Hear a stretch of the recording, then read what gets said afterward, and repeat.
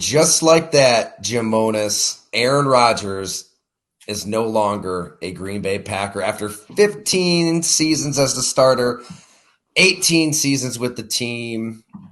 He is moving on to the New York Jets. It's officially official, and we're going to get into everything here on the podcast, an emergency podcast, if you will. We were going to record this earlier in the morning, had to get a column done, and it's, general chaos with a couple kids running around, but we're good to go now. Jim, how in the hell are you? Good, Tyler. Always tough when some sickness, some kids. We all deal with it. But Aaron Rodgers is always here for us, just when we need him. Yeah, I'm not sure what the metaphor is there. I mean, we're all dealing with this vicious stomach bug working its way family member to family member. And, I guess in some sense, a virus is moving from Northeast Wisconsin to New Jersey. Is that what we're going for here? It's all right. I know Rex Ryan is declaring the Jets Super Bowl contenders, orange spray tan and all on NFL Live, or Get Up, it's a glorious day for Greenberg and company. And the odds are going to bear that out. I mean, you've seen the Vegas odds for a while that the Jets are Super Bowl contenders with Aaron Rodgers. But it came at a steep price.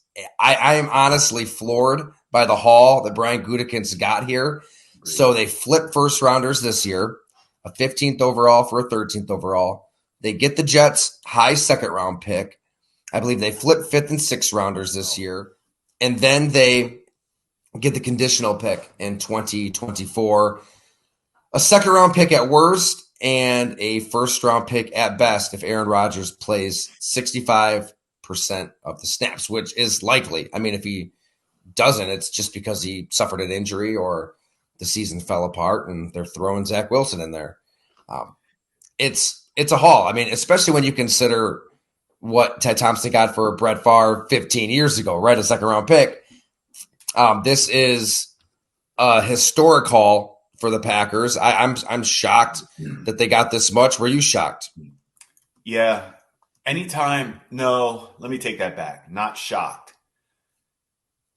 I think what I am shocked is officially how bad Zach Wilson must be. Like when you do see what the Jets ended up parting with. Once again, now they have – I feel like now they are kind of in that all-in mode where it needs to happen this year. This will get into this. I don't know how long Aaron Rodgers, how long you see him playing. I can't imagine more than a year or two. I mean, if this year goes – we'll get into this. Well, let's talk about Aaron Rodgers, how long we think his career is going to go. But for the Jets giving up what they gave up tells you it's coming from top down. Let's get him. Let's get it done. We believe in this team, this coach. We missed on Wilson. If this is the case, if this is the team we were going to put around the quarterback we thought was going to be our guy, Zach Wilson, now we're getting the best.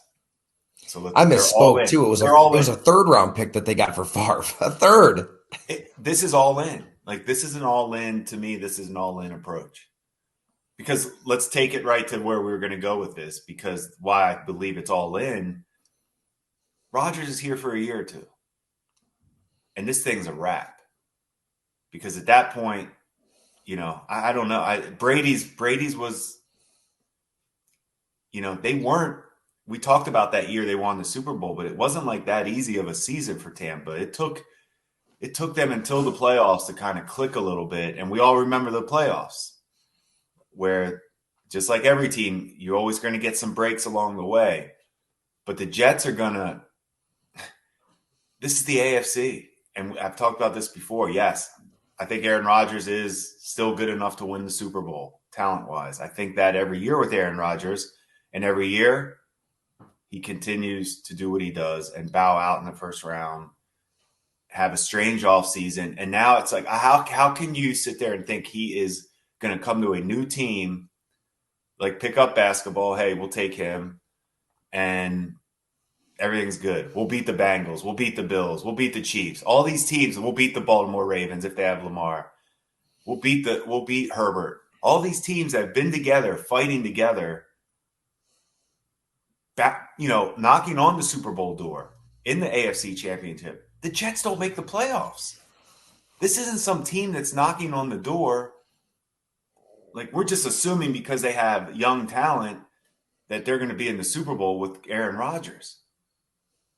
I just am not a believer in it being that easy. I am a believer that he is good enough to get to the Super Bowl, and it's going to take an incredible coaching effort to get that thing to come together that quick. Because you are dealing with, I mean, and we're not even talking about I didn't even bring up Miami either. I mean, it's like, what team in the AFC? I feel like it's endless with the AFC. You can really make a case for 11, 12 teams. I mean, you can talk yourself into a lot of teams, a lot of quarterbacks. To me, this is organizational. Like, the Jets are the Jets, the Packers are the Packers, and how this all played out is both franchises just to a T. I mean, the Jets have been desperate year in and year out under Woody Johnson. They have an owner who is sick and tired of being second fiddle to the New York Giants, who's taken big swings at quarterback back to Favre, who is now gone through failures at the top of the draft in Sam Darnold and Zach Wilson. He wanted Aaron Rodgers so incredibly bad. And so that's Joe Douglas, Robert Saleh, who knows what they really want in their honest moments, but they have to basically fall in line with what the owner wants. And then you have the Green Bay Packers, who don't have an owner, right? So I thought Andrew Brandt made an excellent point this morning when he said, there were times when the lack of an owner, it could be frustrating if you're an executive for the Packers, but this was the perfect time to not have an owner who's going to freak out and do something rash and get antsy and panic January to February to March to April. Brian Gutekunst is calm, steady hand, and we'll get into Gutekunst kind of, as I wrote this morning, he's the captain, right? He's the captain now. There's no doubt about it. But for him to be so calm and really play his leverage beautifully is why Green Bay got this haul, because it would have been so easy for him just to say, all right, I'm getting rid of Aaron Rodgers. He went on McAfee. He's spreading, in my opinion, a ton of inaccurate depictions of the relationship with the Packers and how this deteriorated. We got to get rid of him. We got to get Jordan Love, locked in as the starter and get behind him ASAP. And if they thought that way early in the offseason, who knows what the trade haul would have been. But he almost used Rodgers' narcissism and vanity against him. Like, Aaron couldn't help himself on McAfee. And, he talked about being 90% retired into the darkness, if we're going to believe that, whatever that means. He took some subtle, some not so subtle jabs at the Packers. He sounded like somebody who's really struggling to come to terms with the end of his career and a team not wanting him any longer. And that probably made the Jets a little uneasy. And I think it gave Green Bay all the leverage, right? That's been the debate that we've all been having. Who has the leverage here as this thing drags on? I think it's pretty clear that Brian Gutekunst and the Packers have the leverage, because he could say, look, you're the Jets. You've got this desperate owner. You've got this desperate team. Aaron Rodgers is saying that he's going to go to you. He intends to play for you. Just told the 500,000 concurrent viewers that, we're going with Jordan Love, but we're just going to sit here. Because Aaron Rodgers isn't going to show up and be a backup, right? His pride isn't going to handle that. So I thought that Gutekunst handled it perfectly. It all started with Bob McGinn's report, obviously, February 17th, when he said they were done with Aaron Rodgers. They're moving forward with Jordan Love. That if Aaron Rodgers wanted to return, it'd have to be as a backup, and he's got to know this is Love's team.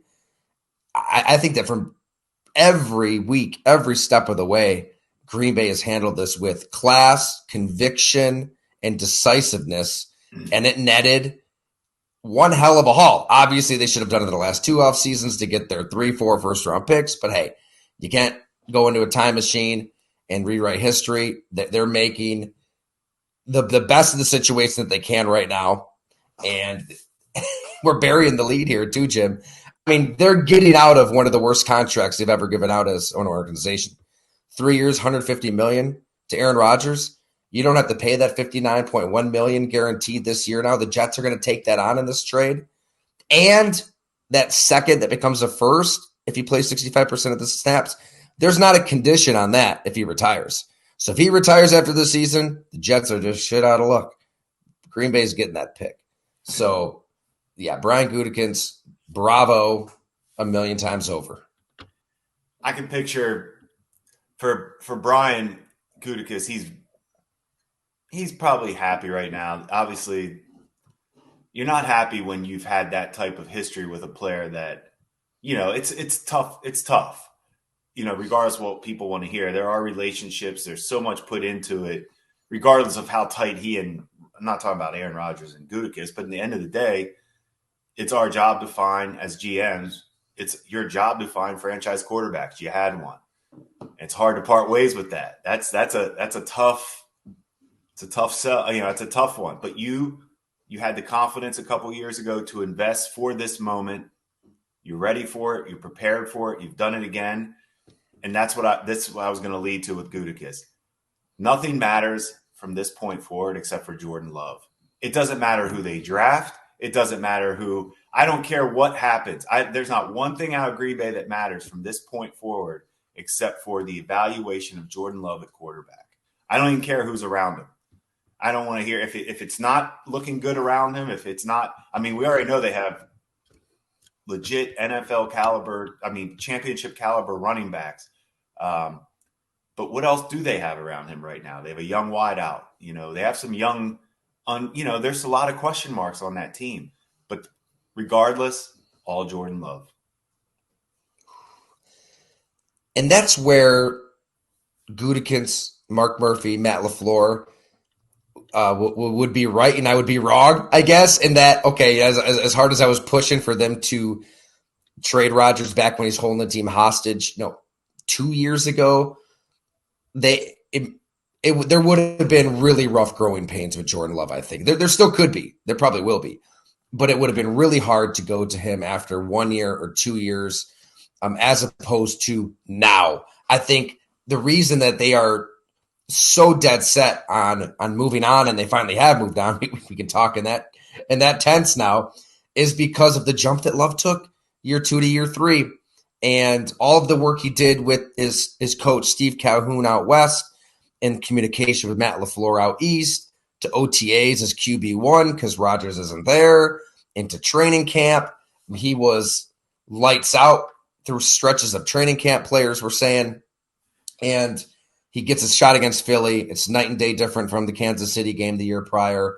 He's working with the number ones the final 2 months of the season. Gutekunst touched on that at his press conference a little bit. He has to play in games. He has to play in these games because they've seen everything else. They waited until the point where he was absolutely ready for this.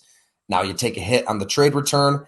You take a hit in the court of public opinion and all the shrapnel you had to absorb from your quarterback who, right? Yahoo Sports 2 years ago, Gutekunst has to be fired for him to get back. He didn't really deny that. And you bend the knee. You bring in Randall Cobb. You give him the seat at the table. All the stuff we've been talking about, all the drama we've repeated a million times over. You put up with all that. But now you send that to New Jersey. You're able to offload all of that, move forward with Jordan Love. And I thought that his answer, Jim, to the question on risk was perfect. Brian Gutekunst was asked, is this risky, in melodramatic terms, by someone in that press conference? And, as good as Aaron Rodgers is with his words, and he's very good. Aaron Rodgers chooses his words carefully, whether it's about being immunized or I intend to play for the Jets.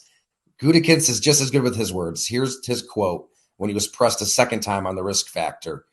Quote, "There's risk in the National Football League. We were 8-9 last year, so we're trying to get better. So I think that's important." That's what gets lost in this all. They were 8-9. The quarterback was average. With the season on the line, he wasn't good against a division team, the Detroit Lions, at home.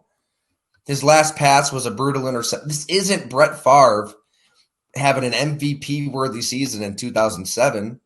This is Aaron Rodgers looking old and disinterested and apathetic. and not really caring that much, calling out teammates on McAfee, turning the corner with the receivers late in the year when it's too little too late. I think the risk is convincing yourself that all of a sudden he's going to go into a cave in Oregon and acquiesce to the team dynamic. That's the risk. You just think he's going to change at this point?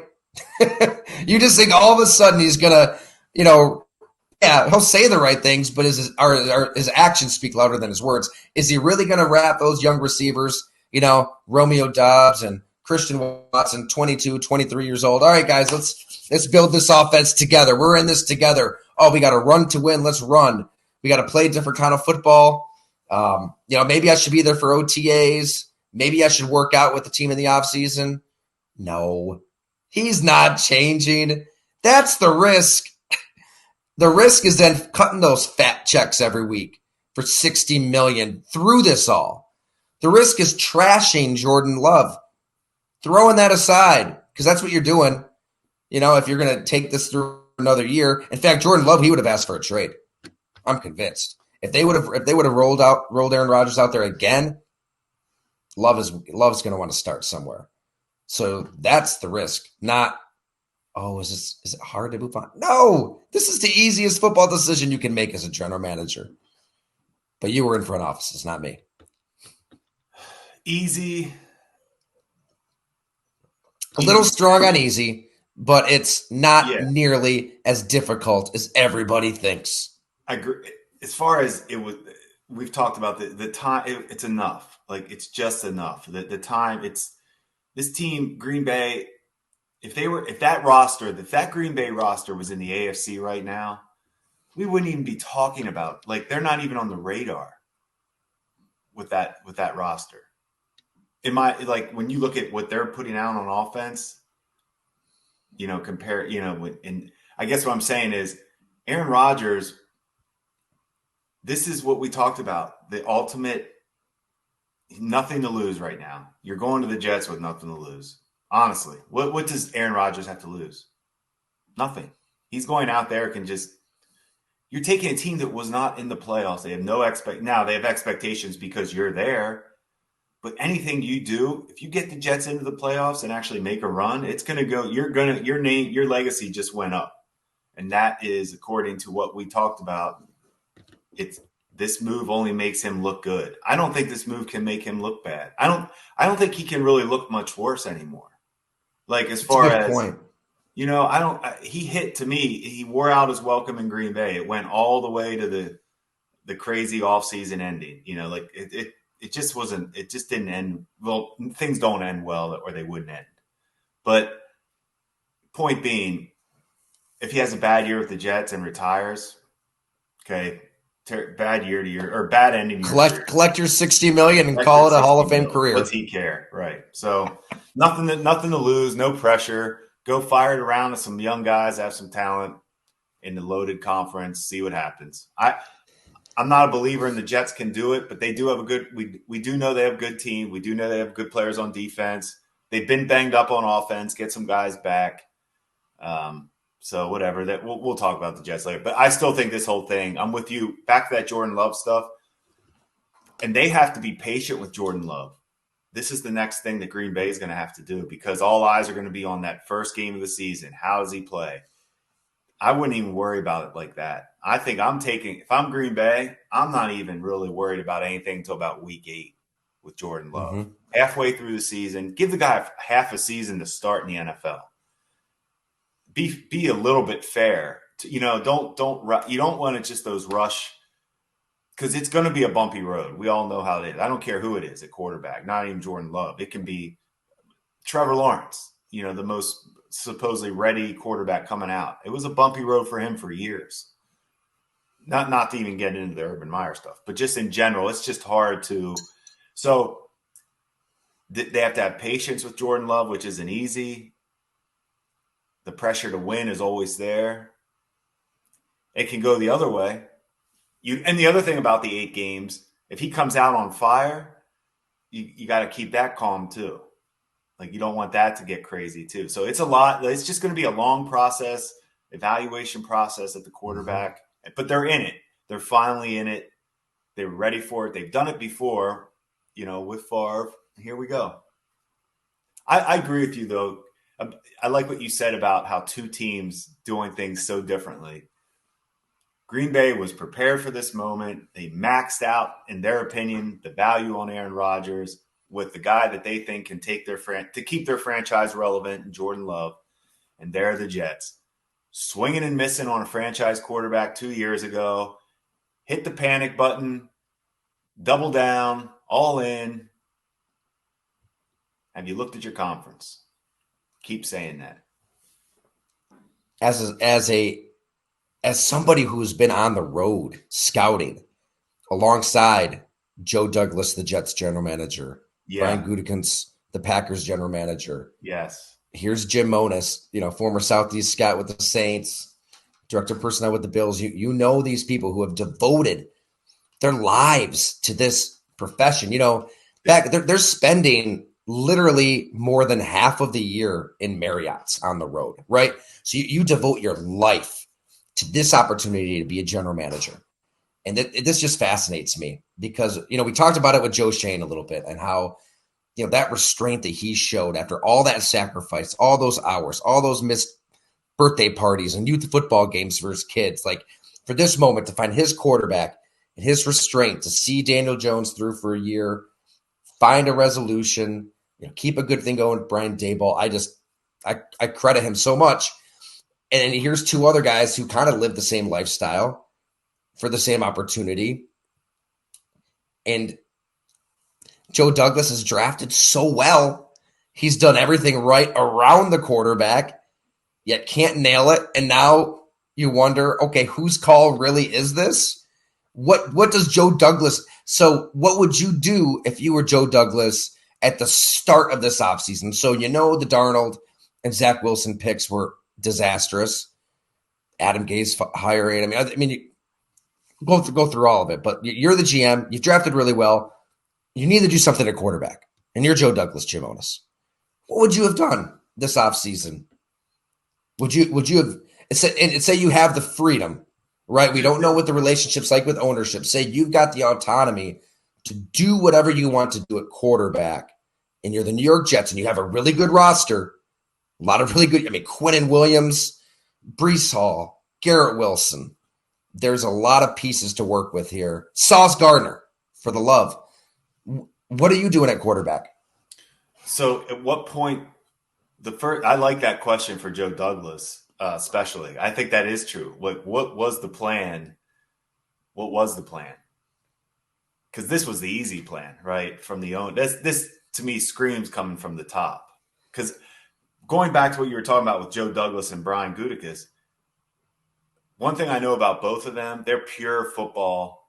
Like, it's funny to me now to think we're all in our, mid 40s, Joe and Brian, all of us that started out young. Now that where they're at and they're in the business now, they're kind of the old school football guys. Like, they're all about the tape. They're all about football, building it the right way. GM, they do, they don't, I don't see that. This doesn't seem like Joe Douglas to me, like the all in approach. Their approach was Zach Wilson. So you get a chance. Back to your point, what was the plan? If they have established, the plan should not have been to give up on Zach Wilson, to be perfectly honest with you. The plan needed to be, how are we building him? How are we getting him better? Who's coaching him? Are we happy with the offense? Like, to me, if you saw signs of him last year showing anything that was good, why are you not building on that? Why are you not all invested in him? Unless there's something we don't know that they just feel like he isn't going to do it. He's not going to get it. You can't give up on a guy that – he has had – we do know he has ability. The other part has been hard. Staying on the field, any type of consistency, any type of ability to play fast and make reads and look like he is an NFL starter. He doesn't look like it. He looks far away. So I guess what I'm saying is, if they establish – during the season, Zach Wilson is not going to be our quarterback moving forward. We got to get a plan together. Obviously, Aaron's the easy part. That's everybody would want him. What do you do if you can't get Aaron Rodgers? I think you go back to Zach Wilson.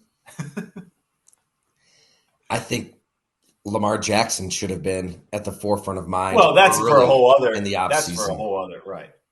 That's for a whole Yeah, other I thing. mean, If you're because gonna I get go, yeah, if you're it's gonna hard go to all disagree in, with your Zach Wilson take because it's a young quarterback, a second overall pick. You saw something in him to warrant that pick over Justin Fields and Trey Lance and Mac Jones. I mean, you saw something. So what? I mean, you better get all of the maximize that potential as much as you possibly can. Squeeze that orange till there's nothing left because of the investment that it took. But they might have already done that in 2 years. He looked that's what I'm saying. I atrocious. wonder. I agree. Like behind closed doors, if they all establish this, it's just not going. He's not going to get it. Like he's too far. It's too far away. They may have established that, but definitely Because would have you're maxed him out. But It here's just what's doesn't seem wild though, like he's Jim. had as hard as we are on him. Not hard, but because we're fair. But to be critical on Zach Wilson is fair. But to say he's had an easy go of it from start till now, like it always goes back to his rookie year when the offensive coordinator passed away. Before, you know what I'm saying? A guy that he was getting to True. know, building a relationship. So it started out tough. Then he's, we know the division he's in. It's happened. I mean, this division is, it picked up, and he wasn't keeping up with the Miamis and the Buffaloes. The Patriots with Mac Jones even were having a little bit of, did they have their guy too? Was Mac Jones better than Zach Wilson type thing? I mean, where the Jets screwed up originally was not having a veteran to start the season when Zach Wilson was a rookie. I mean, they handed him the job day one of OTAs, from what I remember. I mean, there was no competition. I mean, they didn't even have a charade. Like it was just nothing. You're the guy. Go. I can go either way on that. I mean, if they were that convicted and, hey, I mean, they established that before they take him. Like the plan is, Right. he's drafted and he's in. All right, we're not BSing with this. So I don't know. I always respect guys that have conviction. They made the pick, they made the investment. Let's get them on the field. It's temp. Why not? It's the only way. And now here you are. It's scary, and now you go all in.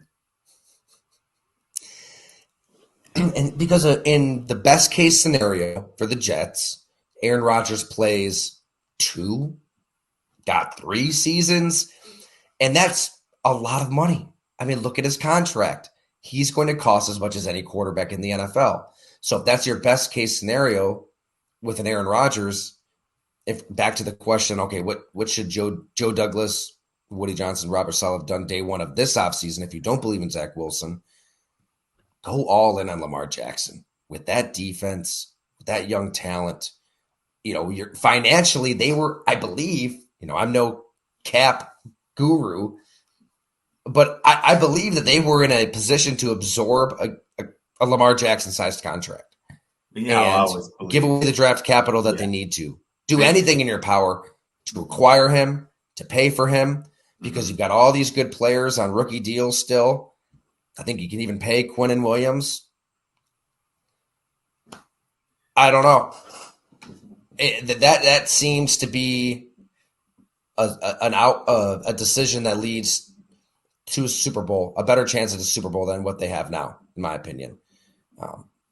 Given where Lamar Jackson is in his career, given the headaches he causes for defenses in that division with Josh Allen, Tua, Tyreek, Jalen Waddle, Bill Belichick. I mean, Lamar is a variable that scares teams a hell of a lot more than a 39-year-old Aaron Rodgers. And you have to make that decision early, right? Pre-Hackett hire, because once you hired Hackett, you're telegraphing to everybody what the plan is. You're trying to put in an offense for an Aaron Rodgers. That's not a Lamar Jackson offense. I get it. You do need the infrastructure for Lamar Jackson. That's what I would say. But that would have been the wise step one decision for the Jets. Okay, I can't argue that. And to your point, they would have need to have made that decision on Lamar pretty quick in the process to structure it. Do we have the right OC, offensive line, running backs to run the off? It can get pretty tricky if you're trying to cater to Lamar.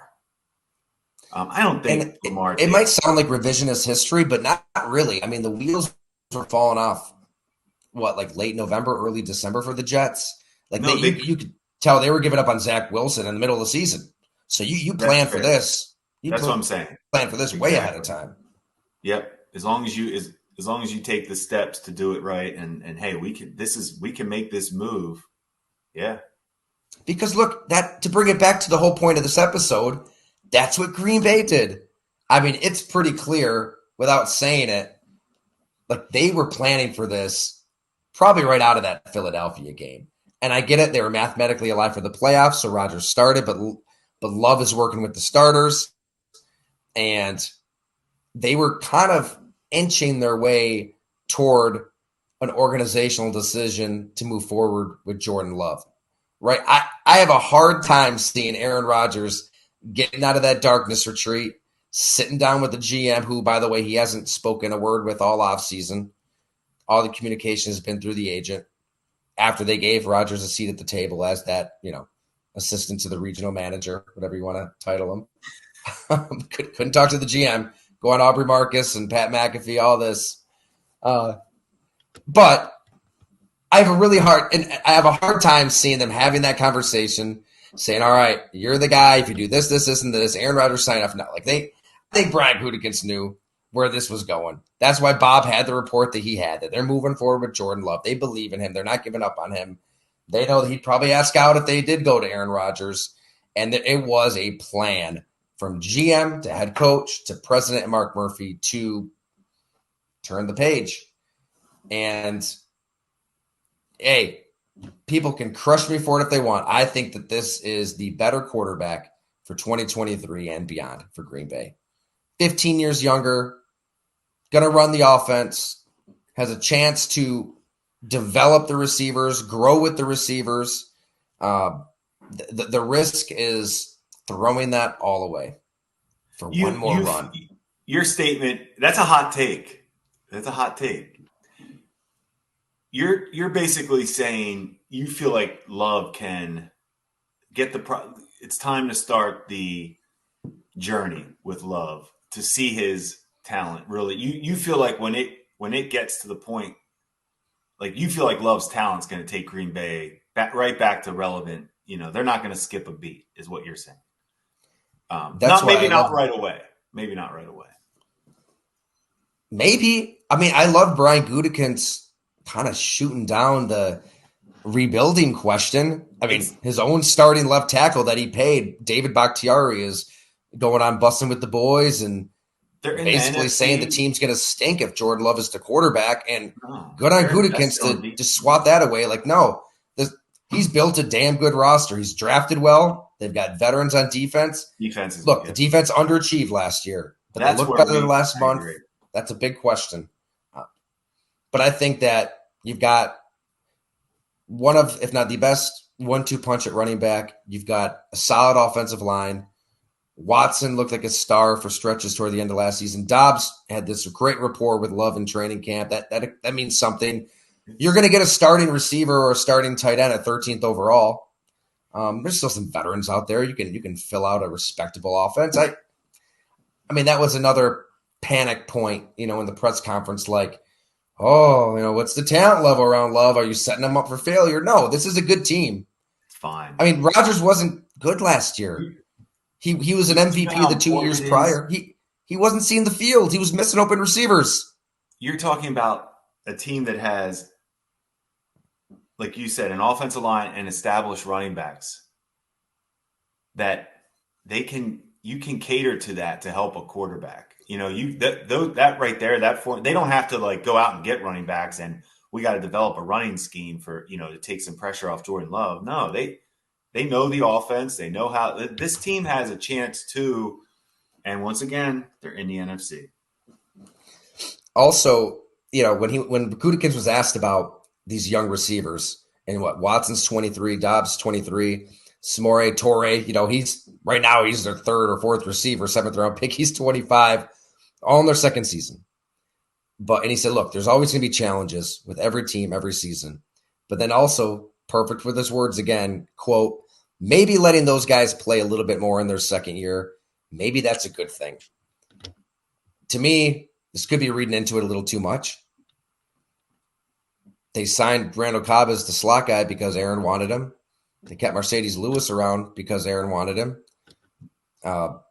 You don't have the dead weight pulling back your offense a little bit in ways that it did before. I mean, these receivers to play, to learn on the fly, to run the offense. One receiver told me, boy, it's a lot easier having a conversation with Jordan than Aaron. He wasn't an anti-Aaron guy at all. He was like, Aaron Rodgers is amazing. He's special. The things he sees at the line of scrimmage, that's why he's an MVP. But we can't get on that level. We haven't been out there. He audibles to plays that he last ran with, a Jordy Nelson, a Cobb, back when they were getting their high school diplomas, right? Like you just can't have that. You can't run that type of offense with 22-year-olds. So yeah, Gutekunst is right. Maybe it is best for them to be out there and play with Jordan Love and get those reps. And oh, by the way, they've been doing it out in California. Like they've been getting that work in this offseason. So I don't think you're going to see the brutal month of passing offense that in 2023 that you saw in September in 2022. Like I think that they'll have a plan. They'll have plays that work. I'm not declaring the Packers Super Bowl contenders, but I mean, like you just said, NFC versus AFC, what other quarterbacks are like tremendously better than Jordan Love right now in the NFC? And I know I love Love more than most, but I don't see a ton. No, it's the NFC is, I don't want to be, let's not get too, it's still tough, but it's just not as established. That's the only word I can think of when you look at those top. Like when we say Jalen Hurts is the best quarterback in the NFC, yeah, he made it to the Super Bowl, but I mean, he's still growing as a quarterback. I mean, and that's the top right now. So yeah, Stafford's coming off the injury, blah, blah, blah. Same draft as Love, remember? Same exact draft. Taken well after Jordan Love, Jalen Hurts. Amazing. Good call. It's going to be interesting. It's going to be entertaining. I So cannot that's what I'm wait to talking see about. Rodgers in that New York media market, right? The incubation of Northeast Wisconsin is no longer, and that's not a shot. There's a lot of really, like I've always said, there's a lot of really good people who cover the team, but it's different in New York. Shit, like I wrote, there could be people at a press conference to just ask, Aaron, DeShone Kizer said on a podcast that you don't believe 9/11 happened. Like you're a denier. Any thoughts on? I mean, a question like that could just get asked. That would never get asked in Green Bay. I'm just saying, like he's gonna. Does he care? I think he's gonna get annoyed. If the losing on top of that, if he's on the back of the tabloids, he might play into it as the heel. He might use it, right? He could play up that role. I see this as a very Aaron Rodgers going there. I'm going to give it my best. I can't see him getting annoyed with the press. Like I just feel like he's ready to just give it his all and see what happens. He's going to give it his all. Nothing to lose. But he's going to give it his all, Jim. He always does. Does he? I believe in Aaron Rodgers. I just don't. I don't have an explanation for why he can't get it done in the playoffs. I don't understand it. I'm over him. I got to give you credit for all my poking and prodding. You have been consistent. I mean, you believed in him, and you've been all in on the all in approach. Well, in Green Bay. Yeah. Keeping him. Yes. I would have kept him as long as they did too. I would have tried. I would have kept trying. I don't know about you, but I'm kind of tired of talking about this all. Hey, it's done. Done. Because we don't need the to talk beauty of about it all. the season. Yeah, when it comes to Green Bay, anyways, the beauty of it all is, there's other players and topics and angles to now Yeah, dig into, which I cannot wait. So it's going to be a lot of fun. It's a it good did. team. They got their backbone back. I think Gutekunst, somebody you know well from your scouting days. Um, it's a great day for him. It's a hard day. I can't imagine how difficult it is to pull off this trade that's going to define you and move and hand the ball to a draft pick that will define you in Jordan Love. Um, as Ron Wolf said, it takes a lot of guts to do it. But as Ron Wolf also said, in so many words, like there's accountability. Like it all comes down to wins and losses, and they didn't win as many games with Aaron Rodgers as they should have last year in an all-in year. So there's ramifications, and now we're seeing it. It's official. Jim, well, I don't want to cut you off. Is there any Last thing final I was going to words? say, I'll give you the floor. No, if you think about Green Bay giving up Devontae Adams, Aaron Rodgers last couple of years, that's what you call moving on. But it's not a like an emptying out, they don't have to throw away the year. Like most teams, when the run comes to an end, the franchise quarterback, the franchise receiver, and things go. Usually, it's like, okay, we need to rebuild. Green Bay is ready for this. The receiver is ready. The guys they see ability in that they've Quay invested. Walker, Devontae Wyatt looked like foundational pieces last season. So, despite the sideline antics of the former, I like Quay Walker a lot. I can see where Gutekunst, there is planning involved. Like this is not Green Bay's in no panic. They were prepared for this situation. Just like the Jets were totally prepared for Zach Wilson falling off the face of the earth and scrambling for Aaron Rodgers. Things never got better for locked Zach. And loaded. That whole deal with his mom. Damn shame. Yeah. Hope somebody follows up on that. Although his mom approved of the trade, I believe, on Instagram. New York Post had that story. New York Post has had some wild stories already on, like the trade went down and it was like stories on this relationship, stories on that relationship, posts that you frankly didn't really see on a regular basis in Wisconsin. I'm just saying. No, that's true. Maybe Rodgers doesn't give a shit. Maybe he just, whatever. I'll go on McAfee. I'll do my thing. But he's going to get asked things that he hasn't been asked before. He's going to see things as he hasn't seen before. Yeah. And he sees everything. He reads everything. It matters a great deal to him what people think and say about him. So if you win, you're the king of New York, right? Maybe that's the case too. All right, Jim, time to get back to this sick family. I hope you're doing well over there. And also, it's Tuesdays we're doing this. So Wednesday is still on. Wednesday, 6 o'clock, Fatty Beer Company, Draft Extravaganza. We can't wait. So hopefully you all can make it. First beer on Jim. You know what? Maybe the second beer on me. I got to chip in here too, Jim, huh?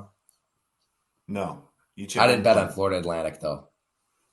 I bet on the Grizzlies. That's not really working out for me. The NBA. Thanks so much, everyone.